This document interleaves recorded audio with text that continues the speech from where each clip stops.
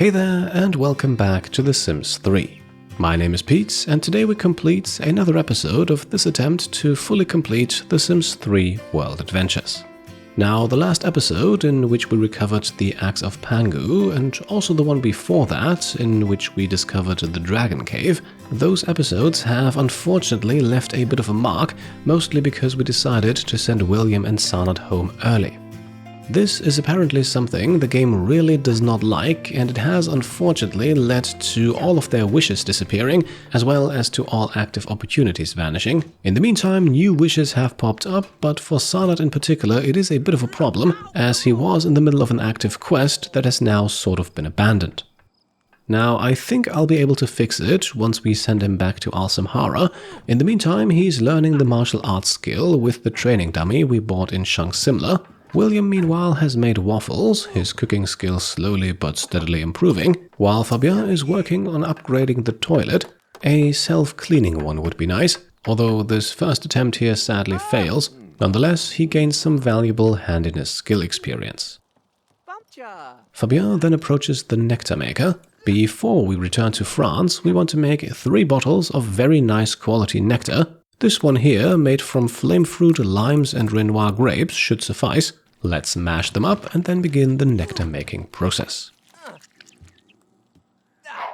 While Fabien fires up the nectar maker, Sarnat learns the martial arts skill. For tomb exploration in Al-Samhara, this might eventually be useful, although Uni will definitely remain the martial arts master of the household. Fabien then quickly fulfills his wish to fertilize some plants, his gardening skill definitely moving in the right direction.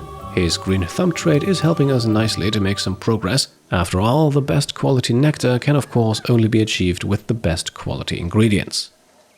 Speaking of nectar making, while we wait for the machine to finish, Fabien reads up a few more pages of the nectar skill book. While Sarnat has traveled to the Riverview gym for a cardio workout, 3 of his 4 new wishes are related to the athletic skill, so he should be able to earn a nice boost of lifetime happiness points here. Just in that moment, Fabien's new batch of nectar is complete. We'll name it the Cudera's Fiery Lime Renoir, and then we stick around with Sarnat for just a few moments longer until he fulfills his first wish.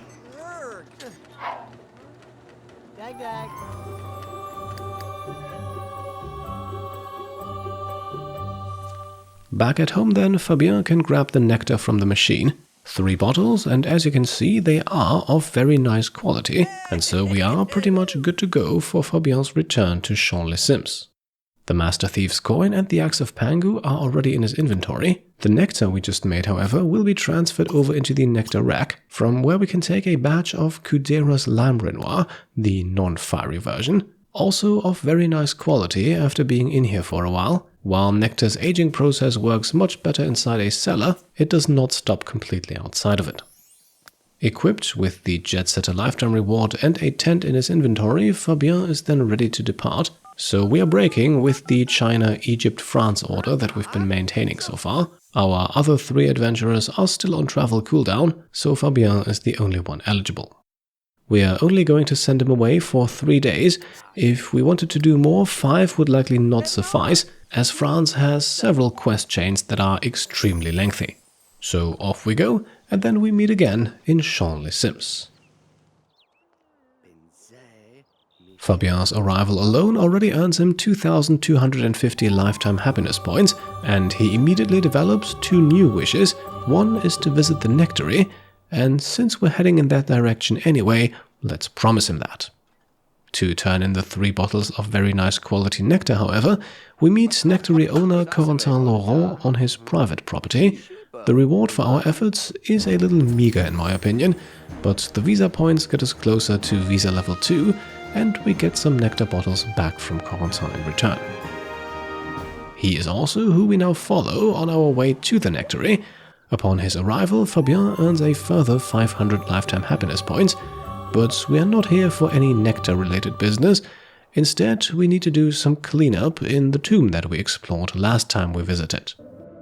As many of you pointed out in the comments of that episode, we forgot to mourn at the tombstone in the final room. Let's correct that as we now head in once more. As we do so, you can also see that all of the loot in the tomb has respawned.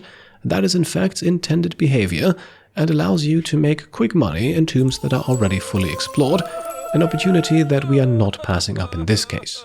In the future, though, I plan on being a little more thorough so that returning to tombs won't be necessary in the first place, and we also don't need to drag this series out by revisiting all of them each time we come back to a place, so don't worry, this will likely be a one-time thing. Mourning at the tombstone then allows Fabien to grab a 300 simoleon relic from a hole in the ground. Apart from that, he loots the place for plenty of money bags and ancient coins, as well as a few titanium ingots. I'll spare you the details of the entire tour, once again we've been here before, but as you can see in the footage on screen, this was a pretty neat haul.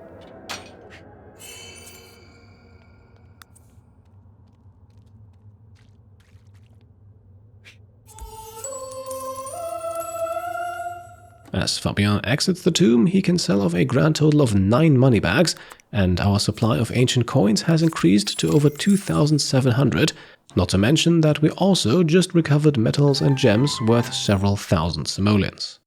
A decent start to our adventure, but we are obviously just beginning. Up next we pick up a quest from the adventuring board, this one asking us for help with trouble at the museum. With the museum's security guards repeatedly abandoning their post, curator Federico Spadone, like all characters in this series named after a channel supporter of mine, could use our assistance. We meet Federico just around the corner, as he is the local relic merchant, and quick to tell us that his guards keep quitting on him. We are now being tasked with investigating why, and we can do so in the museum's Egyptian wing. Sounds easy enough, I'd say, and the museum is thankfully not too far out of town. Conveniently enough, Fabien also has a wish to visit the place, so we can fulfill that too and then head up the stairs here into the Egypt exhibition. Plenty of relics and artifacts are on display here, some look familiar, but our point of interest is near the 2 roped-off sarcophagi over here. No message, no special event, but the quest simply progresses to the next stage as we approach. The sarcophagi cannot be accessed at this time, so why hang around any longer than needed? Let's report back to Federico outside his shop.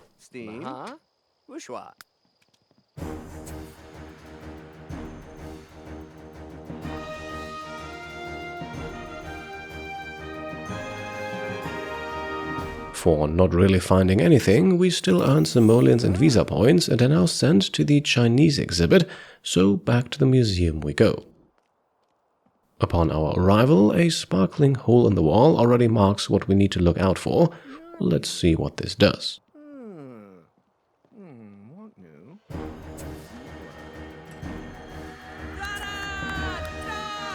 Alright, a hidden door opens, likely a secret passage leading into the downstairs exhibit, which we are told by this sign here is currently closed to the public. All very mysterious, but before we go any further, which we definitely could at this point, let's return to Mr. Spadone once more to report on our progress.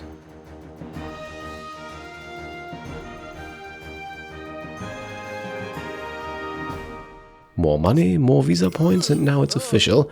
We need to go back to the museum yet again, so let's not delay. This time we walk straight through that secret door and down the corridor behind it, another door at the end of it, and as expected, some stairs leading us down.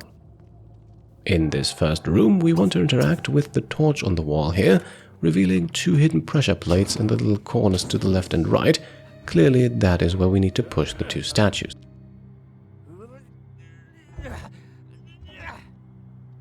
Doing so then opens a passage onwards, but before we go through, another section of wall can be investigated to reveal a hidden door.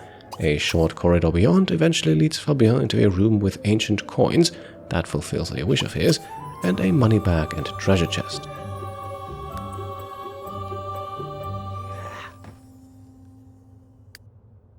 At this point, we can also place his tent and rest for the night. This is one of the only rooms in this place where the tent actually fits, and the time is just right for Fabien to get some sleep. On the next morning then, we venture forth through the door we opened the evening before. A chest in this room contains a valuable rainbow gem, and pulling the statue away from the corner reveals a hidden hole in the ground. Fiddling around with it brings up a pressure plate the statue needs to be pushed onto, and with that a hidden door is revealed, fulfilling another wish for Fabien.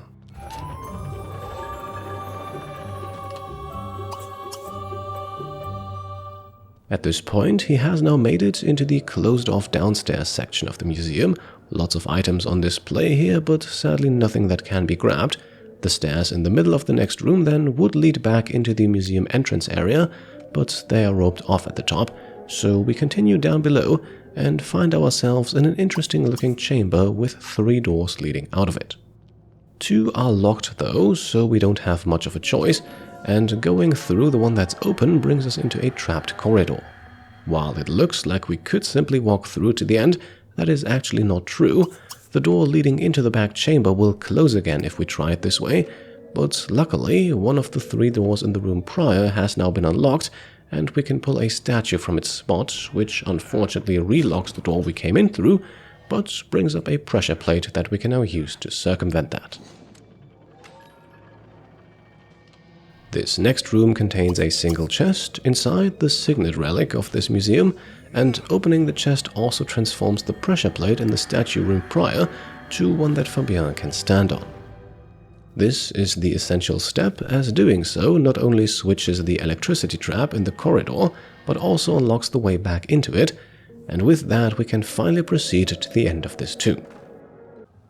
Opening the chest around the corner here fulfills a wish and gives us another money bag, and then a note on the wall from the former museum curator, who died in the nearby sarcophagus, asks us for his remains to be brought to the local cemetery.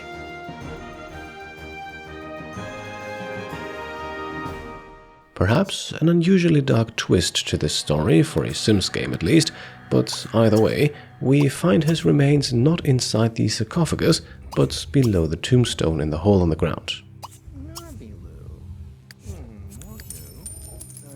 The sarcophagus then thankfully does not trap Fabien, but instead reveals another relic, and finally a hidden door in the room unlocks the way out. And just for the sake of full completion, mourning at the tomb also unlocks this. Either way, let's take the stairs down to the level below. Next to a skeleton, which I'm not sure is supposed to be the curator's, we find a chest, a big pile of 242 ancient coins inside, our total now over 3,000. Back up the stairs on the other side, and the tomb is completed. Fabien receives 1,500 lifetime happiness points for doing so, and can loot one final chest for a valuable dropper stone.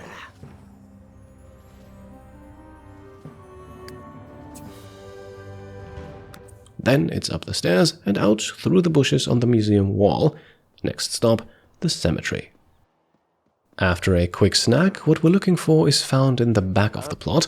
5 identical looking crypts. We want to enter none of them, but instead poke around in the hole between number 3 and 4. This opens the middle door. Going through reveals a treasure chest that we can take a hard keystone from and place the curator's remains into to proceed to the next stage of the quest. We now need to explain everything to Federico.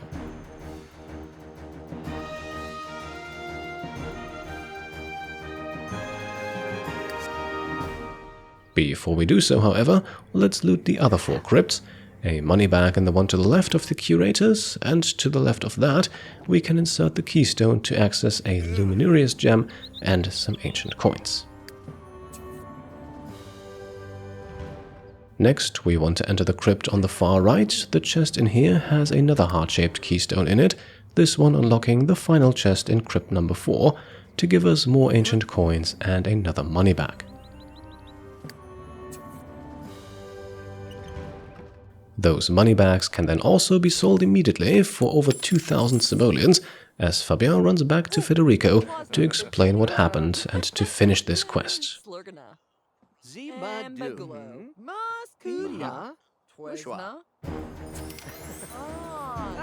And there we go, another 2,000 simoleons and enough visa points to get Fabien to level 2.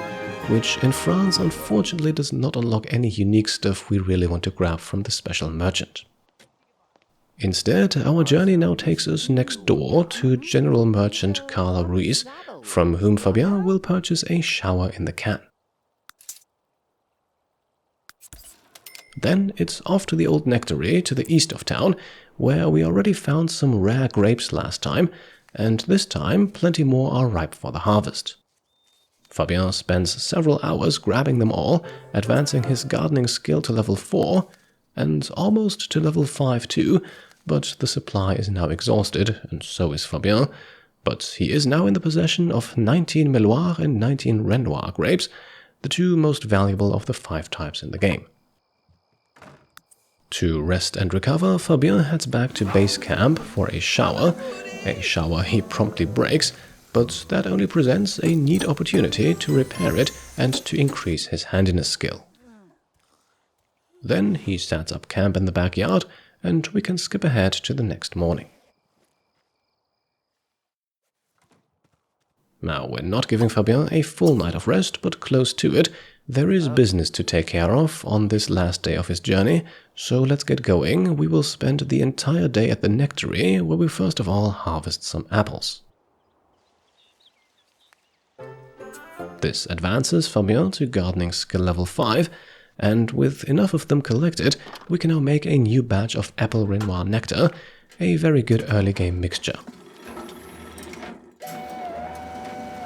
With the machine doing its thing, Fabien heads back outside for more harvesting work. We want to empty every single harvestable plant on the lot, which includes not only apple trees but also lime trees, and of course a wide variety of grapevines. Just as we are informed that our vacation will end in 12 hours, the nectar is done. Let's take it out, the bottles are of nice quality, and immediately make the next batch. But this one we want to turn into concentrated nectar, only 2 instead of 3 bottles, but with an increase to their quality. While we wait, Fabien can harvest some more, and with the 2 bottles finally completed, he fulfills his wish to make 20 bottles total, a wish worth 600 lifetime happiness points. The 2 bottles he just made are then also of very nice quality. This is arguably the easiest way to increase that if that's your goal. Meanwhile, Fabien's goal for the rest of the day is to increase his handiness skill to fulfill another wish. A bit of tinkering with the nectar maker gets him there.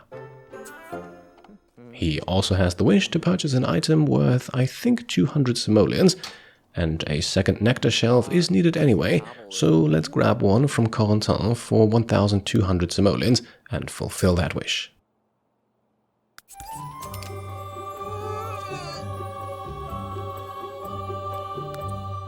Fabien now wants to build a nectar cellar, and that is something we should definitely do soon to speed up the nectar aging process.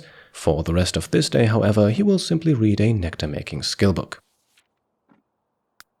And he almost makes it to nectar making level 8, but he gets too tired to continue just before midnight, so a few minutes early we can send him back home to our lot in Riverview.